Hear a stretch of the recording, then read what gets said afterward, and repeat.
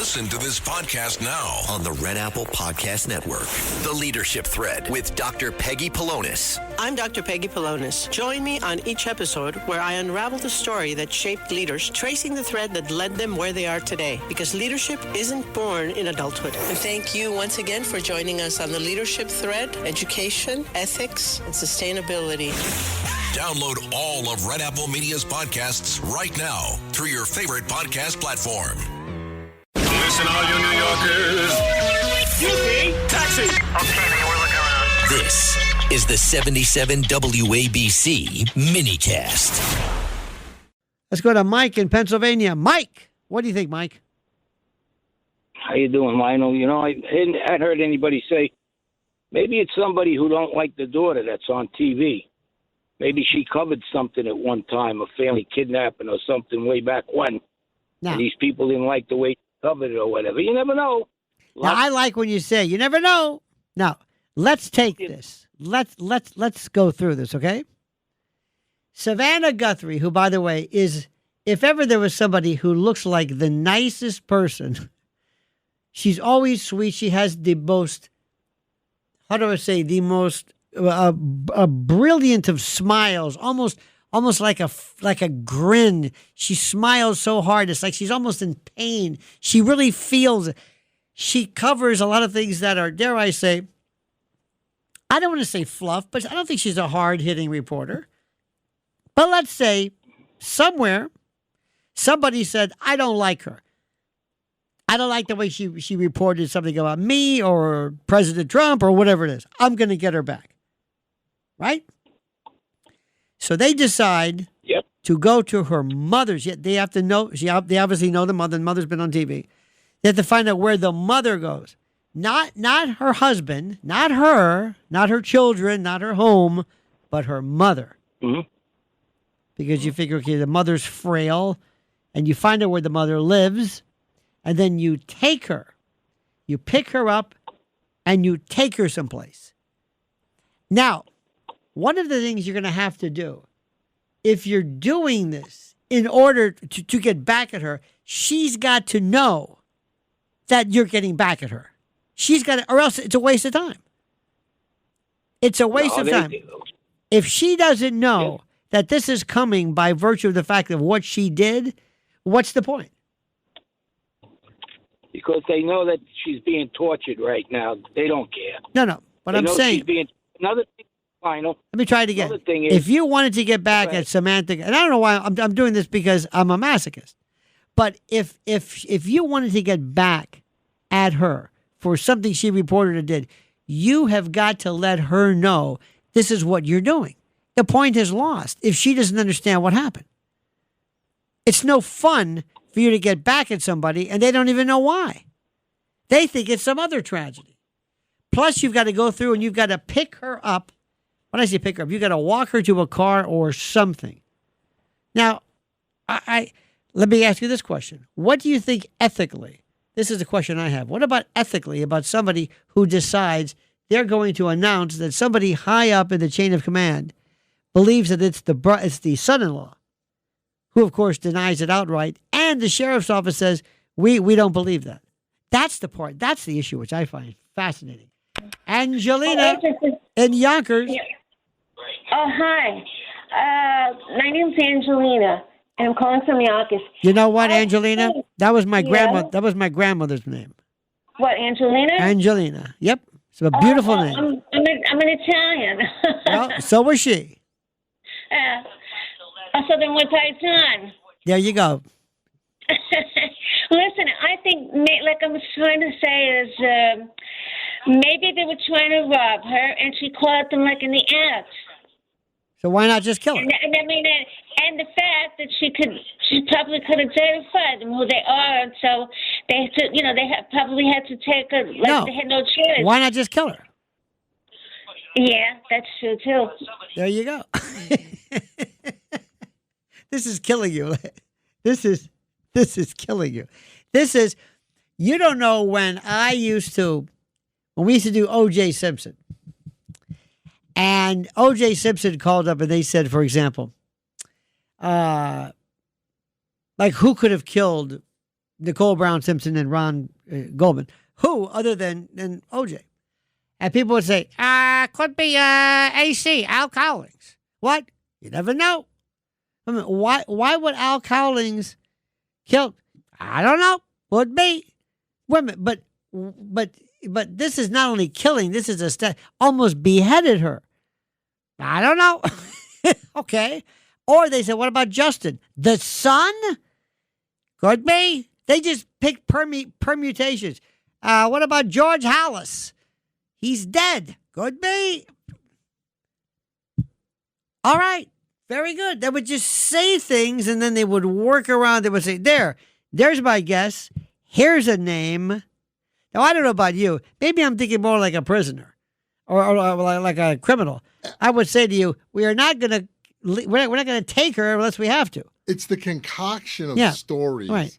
That I'm like, when he was going, well, maybe the maid, and the maid had a boyfriend, and they befriended her, and they took her in the car. Well, you never know. Where do you get this? It's the maid and the boyfriend. Right. Well, and she's got a lot of money. To me, I'm just like... And if you and I are in a car, if you and I are doing a job, and I turn around and say, who's that in the back seat? Right. That's a lady. What the hell is she doing in the back seat? And they go, oh, they killed her. Oh, well, then if they killed her, why wouldn't they just leave her? No. But they'll take her. Okay, well, why would they take her? Yeah, but that makes no sense. But they took her because she probably saw him. So take her. Well, maybe she was in the middle of a heart attack. And that's why they took her, because they didn't really want her, but they didn't take her to a hospital, but they just took her, and then she died, and now we don't know where she is. And the jewelry. Right, and they left all that. Right. But no, her phone, they left everything. No, we're going to take her. Yeah, right. What? Right. This is remember, if the best thing to do, I shouldn't, you know this, is take something, a wallet, they go, burglary, robbery, okay, I got it. They didn't want that. They didn't want it. And the back door open. How? And by the way, these drops, these blood, it's not like a head wound. It's not a gush. It's not, you're not stepping in it. It's just a couple of drops. I don't know. This is the best part, to be able to sit there and ask them, whoever these people are, what were you thinking? The bottom line is simply this, and this is going to be terrible. I hope they don't find I just don't know what they're going to do when they find her somewhere. And if they were, this is terrible.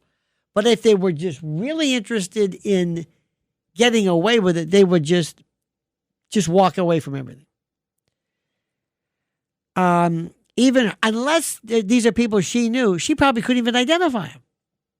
She wouldn't even know where. I mean, if they were strangers, unless versus somebody, and if it's somebody that you do know. And what about the letter though, or the video that they made? This is our mother. She gave us life. Don't hurt her. You think that makes any difference? Also, the fact that this so-called ransom note, I don't think that was real. No. Why would you send it to TMZ? And then even in the video... And another one. In the video, Savannah says, we've heard the rumors. Yeah. So they didn't even get the ransom note. It went to TMZ, so that doesn't really make any sense. And she's saying in the video, Mom, if you're hearing this, we're looking for you. Can you imagine if somebody said they said it here? You can forget it.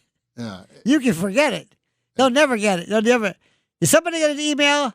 Let me check. Oh, wait a minute. Let me check my junk. Oh, spam. Hey, here it is. What was this? What was her name? Yep, here it is. From last week. Damn. Remember that, was it Naked Gun? There's that missing lab evidence. He went to the chair. But see, there has to be some kind of let's assume they're kind of stupid. If the moment somebody is gone, and assuming she didn't walk off into the woods, I would hope they would have, like our caller said the other night, cadaver dogs or something. But to take her someplace, you're now putting her and her DNA and her blood in your car, and it's always going to be there, no matter what you do. And that luminol will show up forever. So what do you want to do? And they're saying that this medication. Yeah. That she has to take the medication. Yeah, she has to, but I don't know if it's going to be you're going to die or. Well, that's what they are saying that. Okay. That it could be fatal if she does not have her medication, which would have been a few days ago now. Right. She's been missing. Right. Since Saturday. And if something does happen to her, the smartest thing for them to do would be to do nothing and just go away. Just forget it. Just go off into the sunset. Don't bring this up again. Nobody cares. Nobody. It's a very sad thing. And the irony, not the irony, the surprise. This woman probably did nothing her whole life. 84 years old, a sweet woman. Not Savannah, her. This old lady to kidnap an old woman. It's like, you heartless. Because this is not something that if they do catch you, you're not going to want to go into prisons with this one. This is not one that they will hold in high esteem. Everybody's got a mother. Not a good idea. It's like, what did you think you were going to get from this? What was the point? But then again, that presupposes that the people you're talking about are smart enough to think about this in the first place.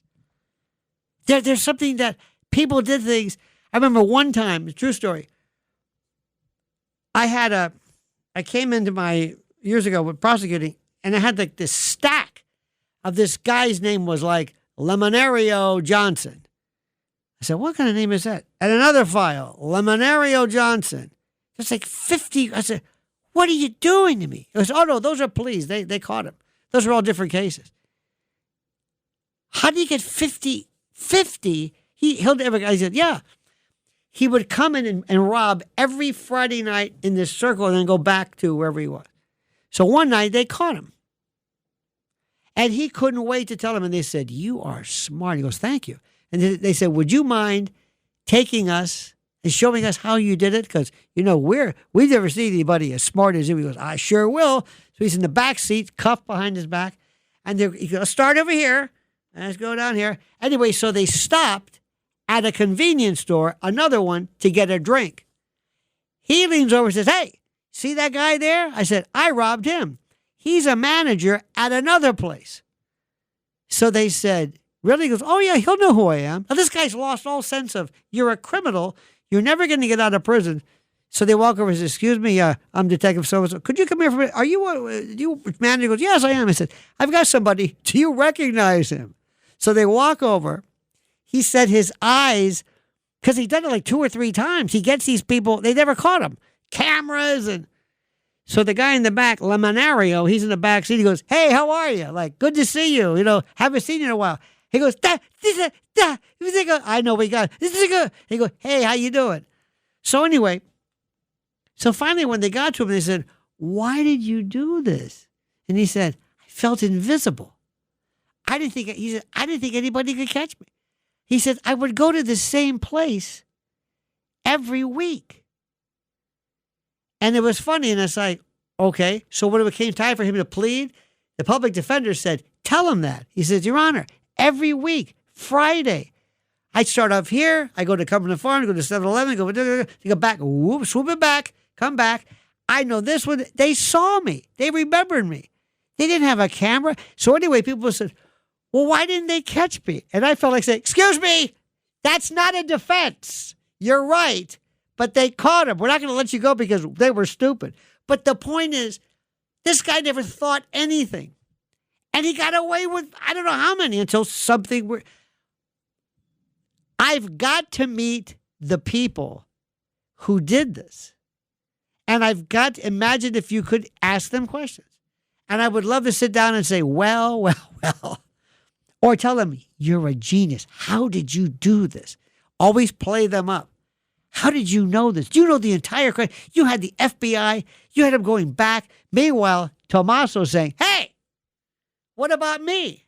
That's another one. Because we'll keep an eye on that case. Because when somebody says, hello, Matt Blaze, sources say that Yuri was responsible for, wait a minute. Oh, I didn't say it. I said sources say. You can't get away with that. You with a microphone coming across and suggesting you have some expertise. We'll see with that. I mean, this is going to be so important.